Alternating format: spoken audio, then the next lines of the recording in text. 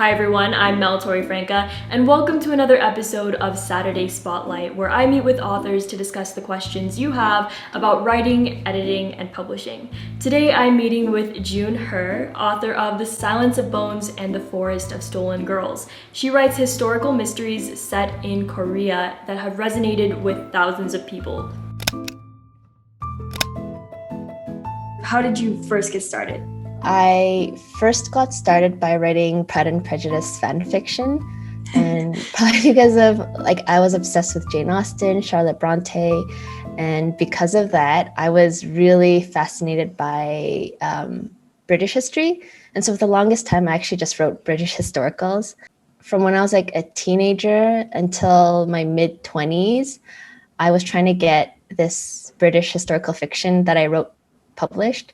And so I revised it like so many times over the decade, and I queried, got hundreds of rejections, and then I think it finally hit me that this book might not get published. And so I was like, I need to write another book. I tried looking at different histories. I live in Canada, so I'm like, maybe I want to write a Canadian historical. And so I looked into Canadian history, and I even looked into American history, but I'm like, nothing's really clicking with me. But then finally, I'm like, you know what? I'm curious. I don't know much about my history, so I looked for books set in Korea, fiction books, but I couldn't find the book that I wanted to read. There were a few, but not as many as I thought there would be.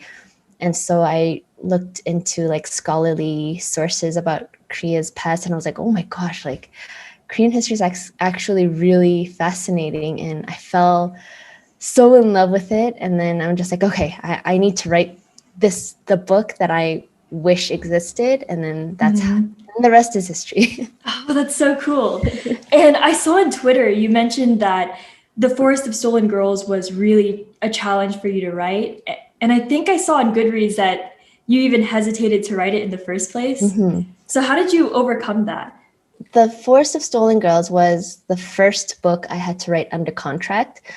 And because before then, I just wrote because, whenever I was in the mood to write, and I'd write. Right. Yeah, and then I'd write. And then if a plot line isn't really working out, I'd be like, I'm just going to ditch the story and start a new story. But I don't have the time or the luxury to do that when I'm writing under a contract. So I only had around a year to write it. Oh my gosh. Yeah. But I had the idea simmering before then, but still it's I never in my life had to write that fast before. And so for that itself was stressful. Around then, that was when I also was pregnant. And so I'm drafting and wow, that's it's crazy. First time motherhood. I'm like, oh my God, nausea. So that physically it was hard. With my first book, I wrote about the mainland Korea, but with the second book, I was writing about Jeju, which is an island off of Korea. And the history is even more marginalized. And so I think there's that kind of pressure, this intense pressure to represent the history accurately as possible. But there's very limited English resources out there about Jeju. Did you struggle with, I guess, not feeling qualified to write about Korean history? Yes. I think because I'm a history nerd, and so I absolutely love history. Because I majored in history and I wrote historicals for the longest time, I surrounded myself with people who also really appreciate history. And so I know how brutal critics can be when it comes to inaccuracy. And I think when it comes to Korean history, because it's not as well known, people who do know the Korean history, I think they're much more protective of it. And so, Gotcha. Yeah, so there's this sense of I don't want to make a mistake. I'm much better at Korean now, but before, when I wasn't as good, there's this kind of fear of oh my gosh, maybe there's this treasure trove of Korean resources out there that I haven't found. And I'm relying on my English resources. And so there's this sense of I'm not Korean enough to tap into the real Korean resources out there. I was born in Korea and I went to high school there, but I wasn't raised there. I didn't major in history in Korea. And so there's this fear that there's things that Koreans know that maybe I don't know. I think that really plays into feeling like I'm not qualified. Gotcha. And to kind of work around that, I've come to realize that I might make mistakes, hopefully just small ones. But I think what's most important is representing the history and culture as respectfully as possible. And the other thing is, like, yes, I'd love it if, Koreans born in Korea and raised there read my book, but I'm actually writing for the Western market. And Mm-hmm. so my hope is that my book becomes like a bridge for people who don't know too much about Korea. And so they're able to like get a taste of what Korean history is actually like. And so I think by telling myself that, I kind of tell myself, like, like maybe I'm not like as Korean as, Korean PhD historical history buffs, but like I'm qualified in the sense that I'm writing to reclaim my roots, and that's okay, and I'm allowed to write. And so I have to constantly convince myself that it's okay.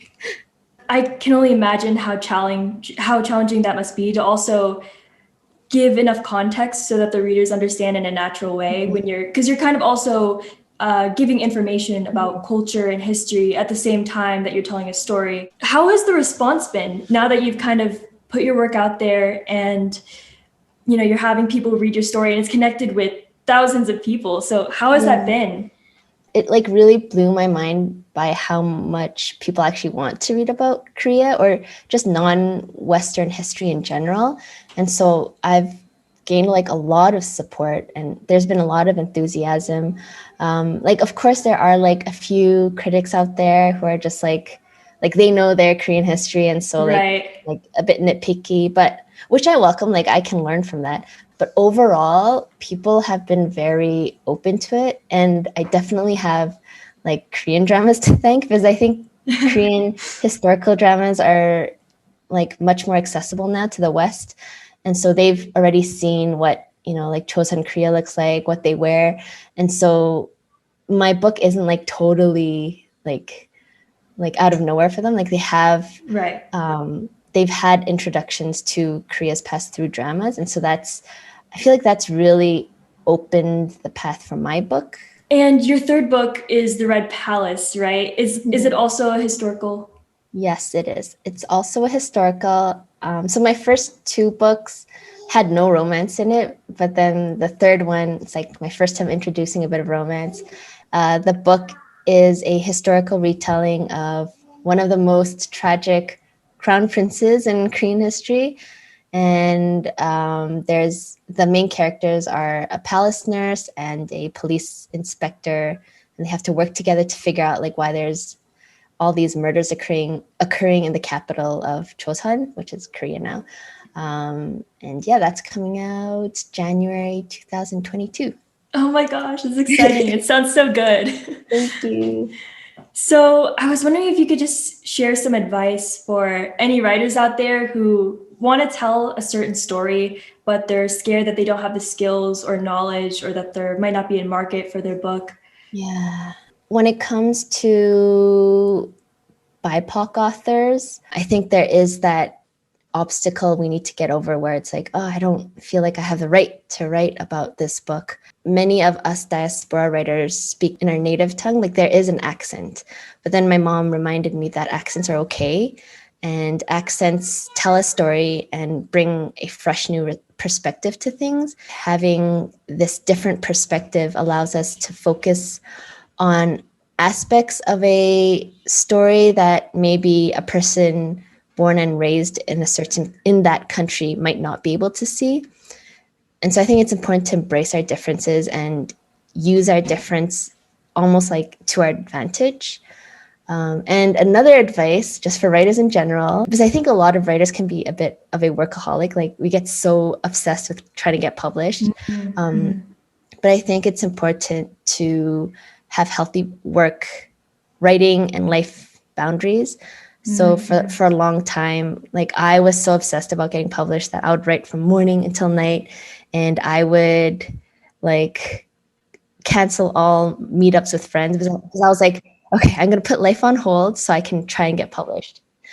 But I think we end up getting burned out from that. So I think it's so important to just look at publishing not as a as a race, but as a marathon, taking things slow, going at our own pace. Everyone has different paces. Maybe your friends get published before you. It's okay. Like no one's judging you. Like you are your harshest critic. Like I was my harshest critic. No one was being like, June, why aren't you published by now? No one was being like that. It was just True, me. yeah. Yeah. No, that's amazing advice. I think that's a pressure so many writers feel. And there's also this pressure in the teen writing community as well to publish before you turn 20. It's all these like strange deadlines that you're setting for yourself and no one else really cares but you. Thank you so much for coming on today. I know you're really busy, so it means a lot. My pleasure. Thank you for inviting me. Thank you so much for watching this video, and huge thank you to June for sharing her amazing advice with us today. I'm going to link all of her social media accounts and links to her books in the description box below, so definitely go check those out. Thank you for being here on the Lost Island Press YouTube channel, and I will see you in the next video.